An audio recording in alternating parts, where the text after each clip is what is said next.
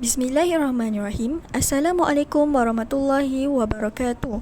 Hari ini kumpulan kami akan membentangkan tajuk pemerkasaan pendidikan ke arah kesepaduan sosial. Ahli kumpulan kami terdiri daripada saya, Aisyah Syamimi, Nur Iniza Balkis, Fatin Syakirah, Siti Madatul Asma, Nur Syafiqah dan Anis Nadia. Sistem pendidikan merupakan elemen yang penting dalam membina kesedaran etnik dan membangunkan sesebuah negara dari segi ekonomi, politik dan sosial. Ia bukan sahaja berperanan memberikan pendidikan terbaik kepada masyarakat, malah menjadi saluran untuk menyampaikan nilai-nilai murni dan langkah penting untuk mencapai perpaduan kaum di negara kita. Sebagai sebuah negara yang terdiri daripada pelbagai kaum dan agama, pelaksanaan sistem pendidikan haruslah bersesuaian mengikut keperluan semasa masyarakat Malaysia. Masyarakat dan pendidikan perlu bergerak seiring kerana pendidikanlah yang membentuk seorang individu tersebut. Oleh yang demikian, dalam pembentangan ini, kami akan membincangkan berkenaan sejarah perkembangan sistem pendidikan di Malaysia, pendidikan dalam pelbagai aliran, penyatuan sistem pendidikan, dasar dan laporan, dan kepentingan sistem pendidikan sebagai alat perpaduan. Bermula dengan sejarah perkembangan sistem pendidikan di Malaysia, ia terbahagi kepada beberapa peringkat. Sebelum kedatangan British, semasa penjajahan British, sebelum kemerdekaan dan selepas kemerdekaan. Sebelum kedatangan British ke Tanah Melayu, sistem pendidikan masyarakat Melayu pada ketika itu adalah berlandaskan kepada pendidikan tidak formal dan pendidikan formal. Pendidikan tidak formal bermaksud pendidikan tentang pembelajaran ilmu turun-temurun yang diwariskan kepada generasi seterusnya, merangkumi asas-asas kemahiran hidup seperti bercucuk tanam, bertukang dan sebagainya untuk meneruskan kelangsungan hidup. Guru utama dalam pembelajaran ini adalah ibu bapa, ahli keluarga dan masyarakat sekeliling. Selepas kedatangan agama Islam, sistem pendidikan berkembang dengan pembelajaran agama Islam dan bersifat formal dan menjadi lebih teratur. Wujudlah institusi pondok dan madrasah yang dikendalikan oleh ulama-ulama Islam yang terkenal untuk mempelajari bidang ilmu yang lebih luas.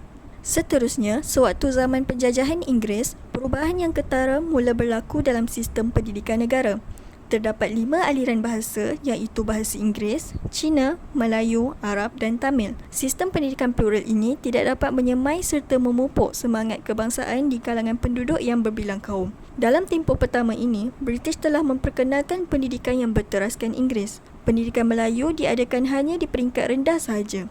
Anak-anak Melayu yang bercita-cita tinggi dan ingin melanjutkan pelajaran terpaksa memasuki sekolah menengah Inggeris di bandar. Selain itu, terdapat juga sekolah yang ditubuhkan oleh mubalik Kristian secara persendirian. Masyarakat Melayu enggan menghantar anak-anak mereka ke sekolah ini kerana takut dipengaruhi oleh agama Kristian. Sementara itu, kedatangan buruh-buruh dari China dan India yang dibawa masuk oleh British untuk memenuhi tuntutan sektor pelombongan biji timah dan estet-estet getah telah mewujudkan sekolah-sekolah dan sistem pendidikan mereka sendiri. Hal ini telah mewujudkan sistem pendidikan yang berasaskan bahasa ibunda ataupun pendidikan vernakular.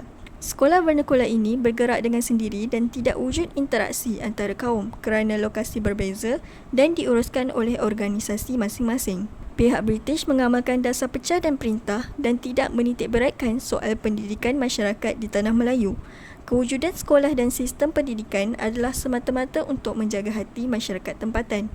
British juga tidak mahu orang Melayu, Cina dan India bersatu kerana boleh menggugat kedudukan dan kepentingan ekonomi mereka. Oleh itu, British membuat dasar pendidikan bebas dan tidak mempunyai keseragaman. Era penjajahan British dikatakan menjadi pemangkin kepada kesedaran tentang kepentingan pendidikan di Tanah Melayu kerana pendidikanlah yang telah membangkitkan semangat nasionalisme dalam kalangan masyarakat untuk mencapai kemerdekaan.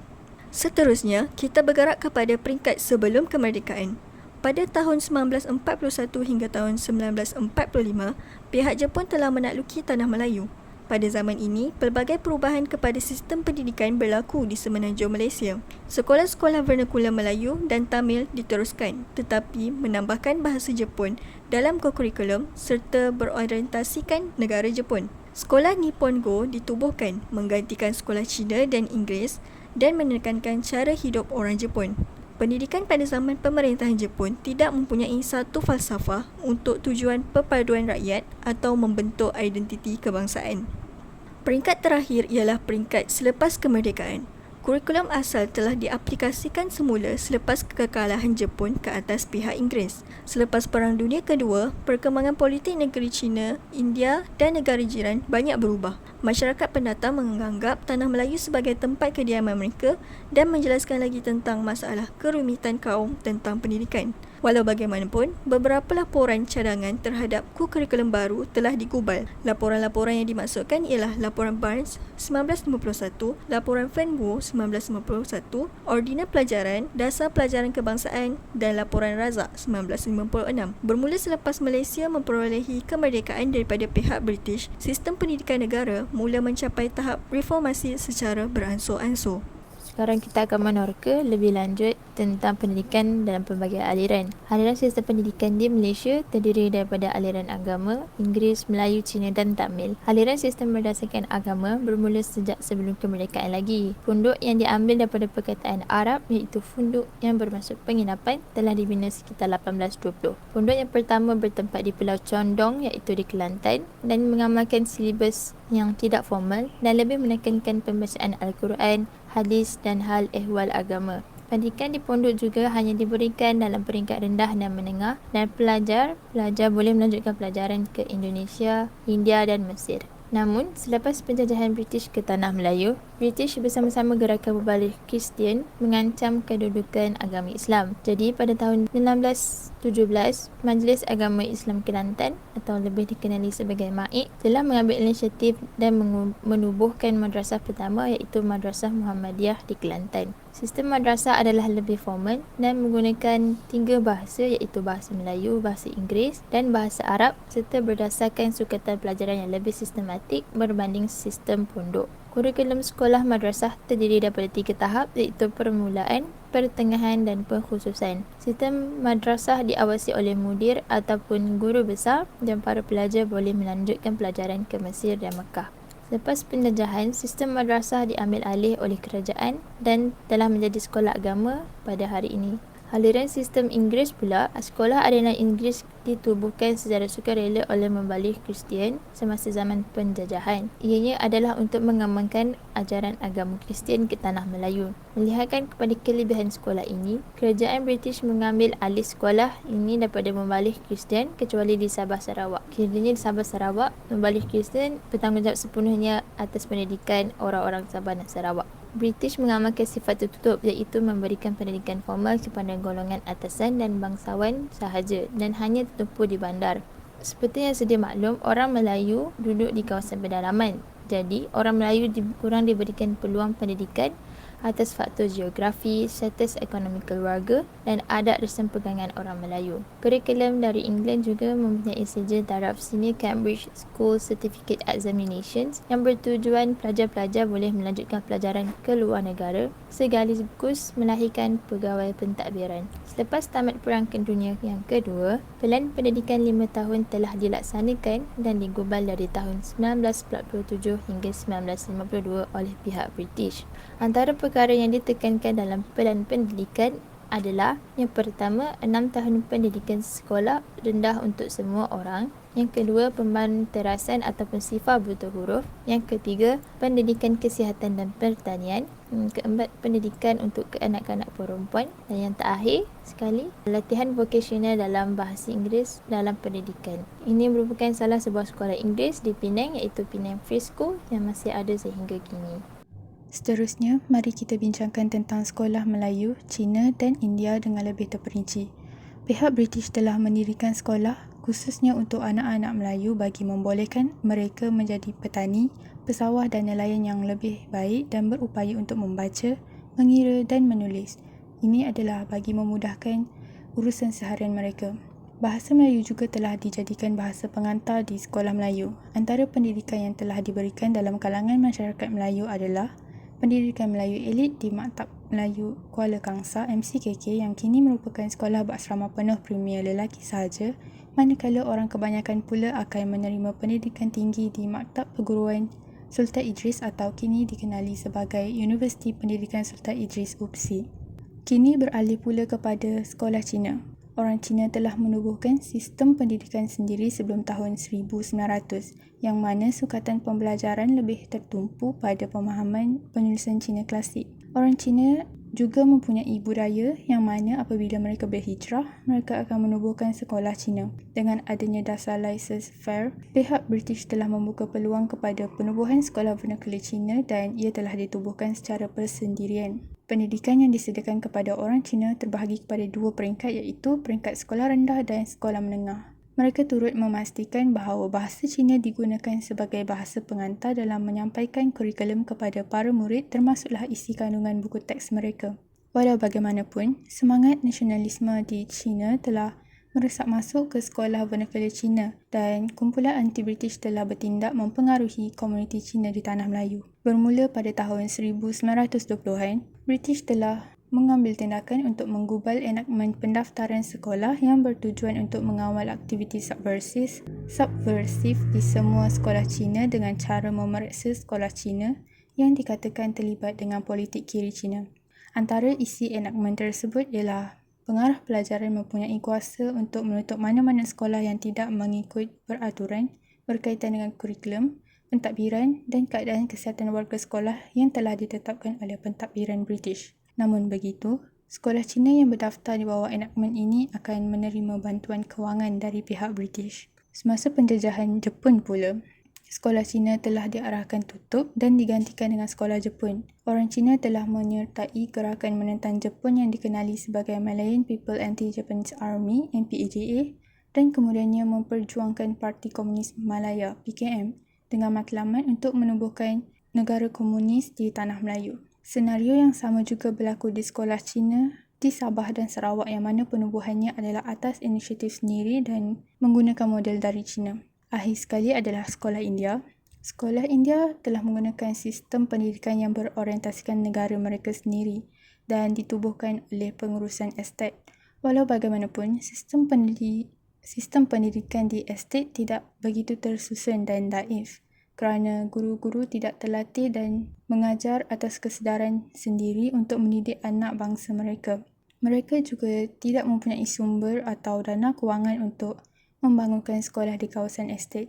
Penerapan nilai-nilai ketamilan diberikan keutamaan oleh komuniti India. Antara nilai-nilai tersebut adalah bahasa Tamil sebagai bahasa pengantar dan sukatan pembelajaran dan tenaga pengajar mesti diambil dari India.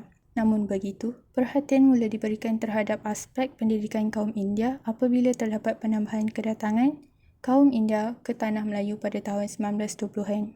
Kod Buruh 1923 telah diadakan yang mana mewajibkan pihak majikan atau pengurusan ladang estet untuk menyediakan kemudahan pendidikan Tamil sekiranya terdapat lebih daripada 10 orang kanak-kanak yang berbangsa India dalam lingkungan 7 hingga 14 tahun di sesebuah ladang estet.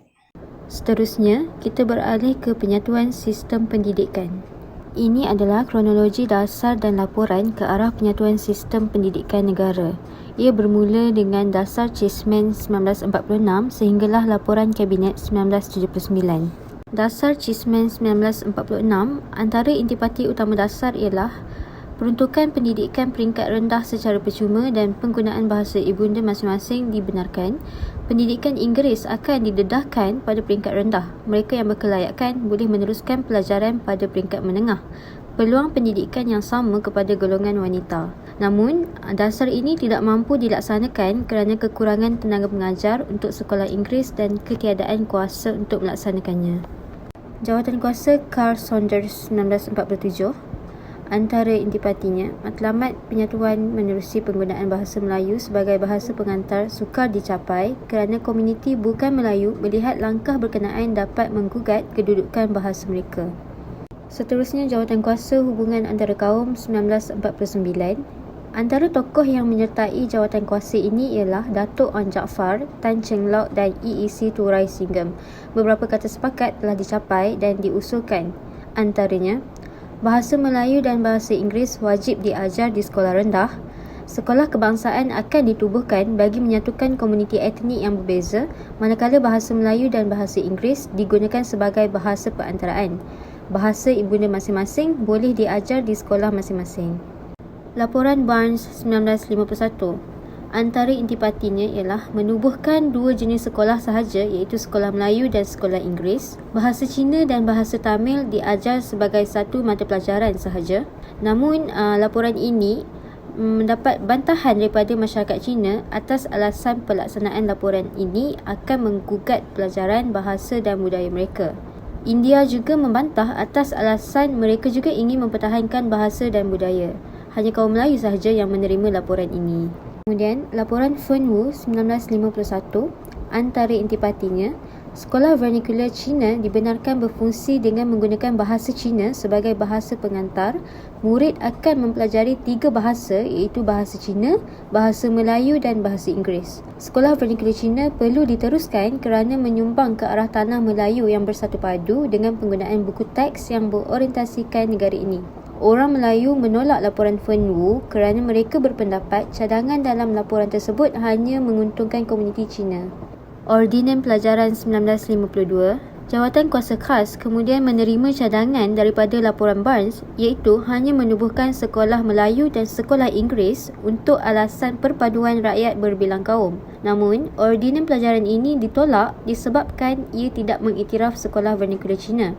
Sementara kaum Melayu pula mendesak supaya bahasa Melayu diiktiraf dan sekolah Melayu diberikan keutamaan. Namun, rancangan itu tidak dapat dilaksanakan kerana kekurangan keuangan dan keadaan kurang stabil disebabkan pada tahun 1952 itu merupakan zaman darurat. Seterusnya, laporan Woodhead 1955 di Sabah dan Sarawak. Antara intipati laporan ialah kepentingan bahasa Inggeris sebagai bahasa lingua franca iaitu bahasa pengantara. Kerajaan perlu mengambil bahagian dalam menyediakan kemudahan di sekolah. Kerajaan perlu menyediakan latihan untuk pasca sekolah. Beasiswa perlu disediakan untuk golongan yang kurang berkemampuan. Satu sistem pembiayaan pendidikan yang lebih teratur perlu diwujudkan.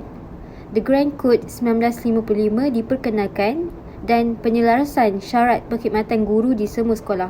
Di Sarawak pula, laporan Woodhead mencadangkan buku teks mestilah berorientasikan Sarawak. Seterusnya, mari kita sambung kepada kronologi dasar dan laporan ke arah penyatuan sistem pendidikan negara yang diteruskan dengan Penyata Razak 1956.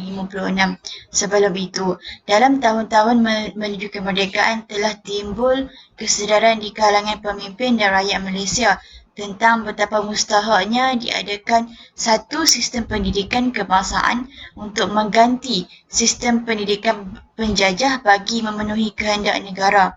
Atas kesedaran inilah lahirlah satu dasar pendidikan pelajaran kebangsaan melalui Penyata Razak 1956 dan dimaktubkan dalam Ordinan Pelajaran 1957. Dasar pendidikan ini telah disemak semula dalam tahun 1960 yang menghasilkan laporan Rahman Talib. Laporan Rahman Talib ini kemudian dimaktubkan dalam Akta Pelajaran 1961. Kemudian, sebuah jawatan kuasa kabinet telah ditubuhkan dalam tahun 1974 untuk mengkaji semula dasar pendidikan dengan tujuan untuk memperbaiki pelaksanaannya supaya matlamat untuk melahirkan satu masyarakat yang bersatu padu dan berdisiplin serta memenuhi keperluan tenaga rakyat yang terlatih bagi pembangunan negara dan dapat dicapai. Laporan jawatan kuasa ini telah diterbitkan dalam tahun 1976. So, mari kita mula dengan Penyata Razak 1956. Penyata Razak merupakan cadangan pendidikan yang ditulis pada tahun 1956 sebagai salah satu usaha untuk bagi membentuk Persekutuan Tanah Melayu. Okey, Penyata Razak diketuai oleh Tun Haji Abdul Razak Husin, Menteri Pelajaran Persekutuan Tanah Melayu pada waktu itu.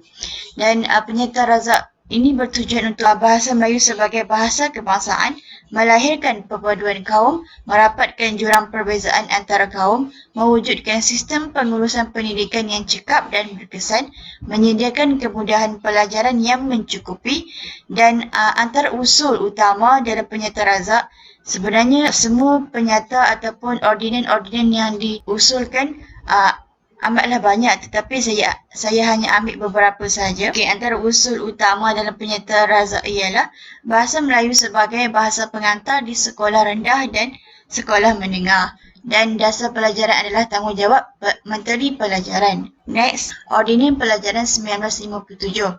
Okey, Ordinan Pelajaran 1957 ini mencadangkan penubuhan dua jenis sistem persekolahan, iaitu sekolah yang menggunakan bahasa Melayu sebagai bahasa pengantar dan satu lagi sekolah yang menggunakan bahasa Inggeris sebagai bahasa pengantar.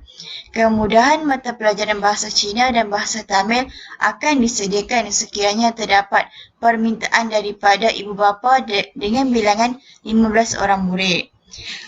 Next, bahasa Inggeris akan menjadi mata pelajaran wajib bagi sekolah Melayu, manakala bahasa Melayu akan menjadi mata pelajaran wajib bagi sekolah Inggeris. Sambung dengan Laporan Rahmat Talib 1960. Laporan ini terdapat beberapa perubahan utama yang berlaku, iaitu pelajaran di sekolah rendah adalah percuma dan umur persekolahan murid dinaikkan daripada 12 tahun kepada 15 tahun. Murid boleh naik darjah secara automatik hingga peringkat sekolah menengah rendah. Dan pendidikan moral dan akhlak dititik beratkan pada waktu ini dan sekolah rendah menjadi sekolah kebangsaan dan jenis kebangsaan. Antaranya ialah seperti sekolah kebangsaan and then sekolah jenis kebangsaan Cina ataupun sekolah jenis kebangsaan Tamil. Kita sambung kepada Akta Pelajaran 1961. Akta ini termaktub sebagai usaha memperkemaskan dan merumuskan dasar pendidikan negara secara amnya dan ianya mengandungi semua perkara yang diterima daripada Laporan Razak 1956 dan Perakuan Jawatan Kuasa Penyemak 1960, iaitu Laporan Rahmat Talib yang saya telah ceritakan sebentar tadi. Akta Pelajaran 1961 ini telah digabungkan dalam satu peruntukan Undang-Undang Pelajaran. Antara usul utama Akta Pelajaran ini ialah bahasa kebangsaan ialah sebagai medium perhubungan di Malaysia dan dipraktikkan bukan setakat pada peringkat sekolah rendah tetapi juga pada peringkat menengah dan universiti. Hanya terdapat dua jenis sekolah sahaja, iaitu sekolah kebangsaan dan sekolah jenis kebangsaan.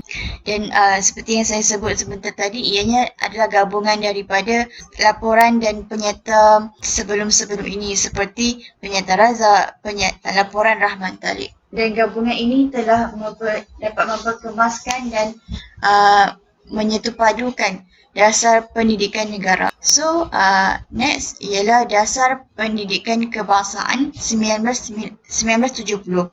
Dasar ini digubal dengan menerapkan prinsip yang terkandung dalam rukun negara agar setiap penduduk menghayati dan berpegang teguh terhadap 5 prinsip yang terkandung di dalamnya.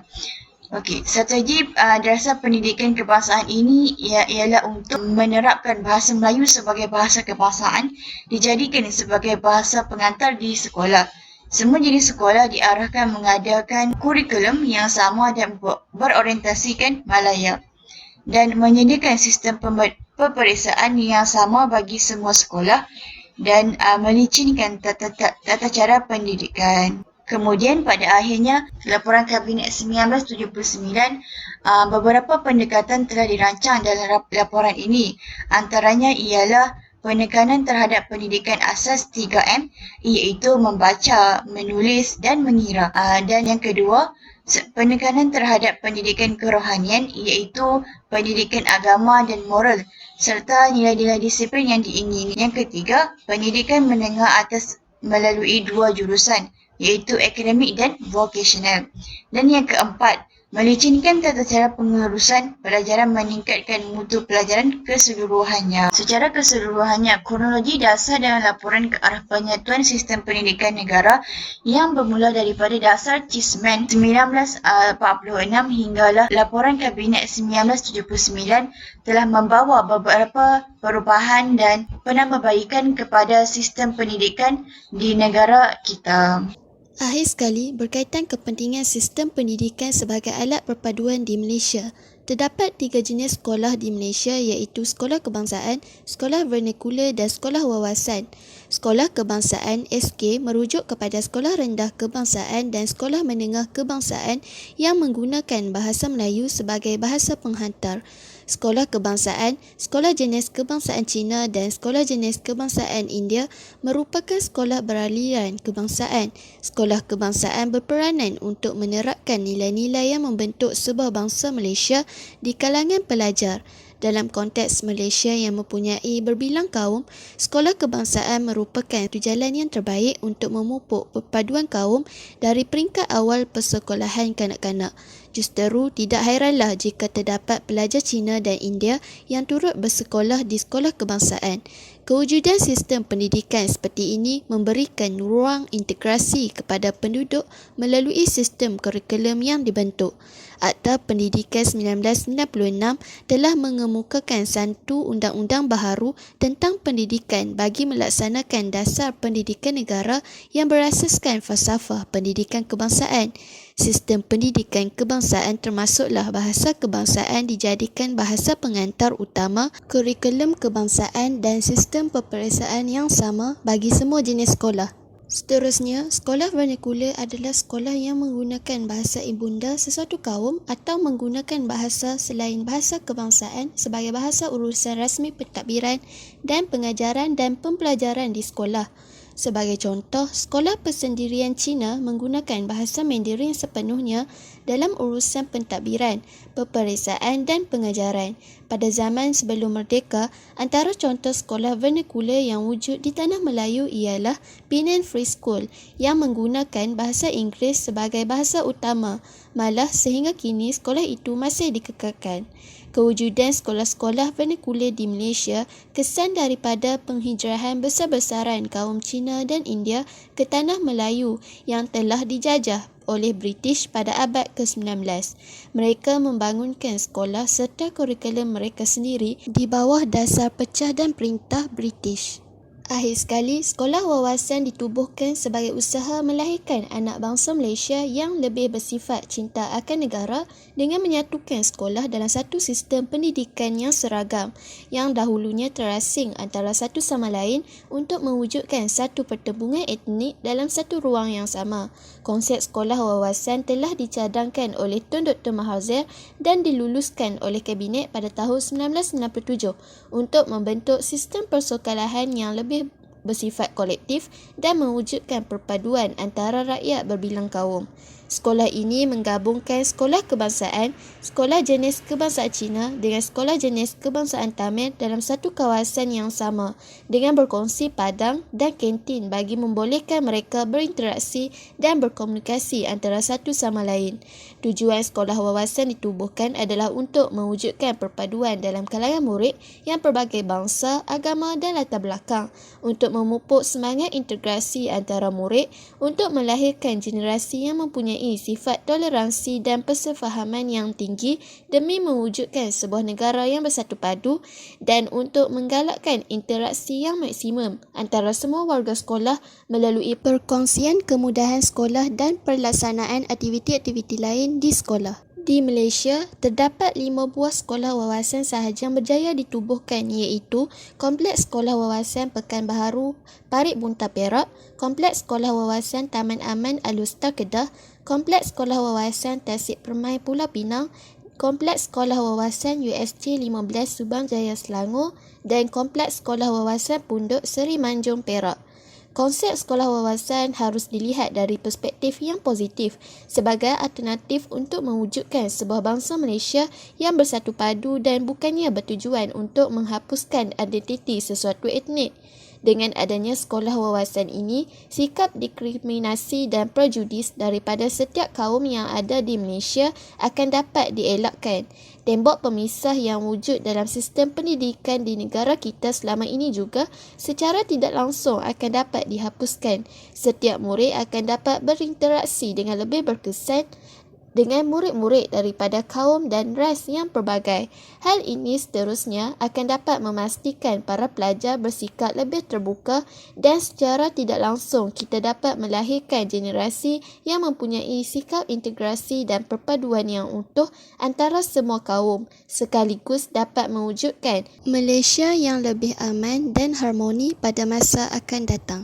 Kesimpulannya, pendidikan merupakan asas penyatuan dalam proses pembinaan negara bangsa. Sistem pendidikan di Malaysia adalah unik berbanding di negara lain apabila Malaysia terdiri daripada pelbagai kaum termasuk Melayu, Cina dan India. Sistem pendidikan kebangsaan yang telah memperuntukkan bahasa Melayu sebagai bahasa pengantar utama, kurikulum kebangsaan dan peperiksaan yang sama. Sistem pendidikan ini dapat memupuk perpaduan negara melalui pembangunan sosial di samping dapat melahirkan rakyat yang menguasai lebih daripada satu bahasa. Sekian sahaja daripada kami.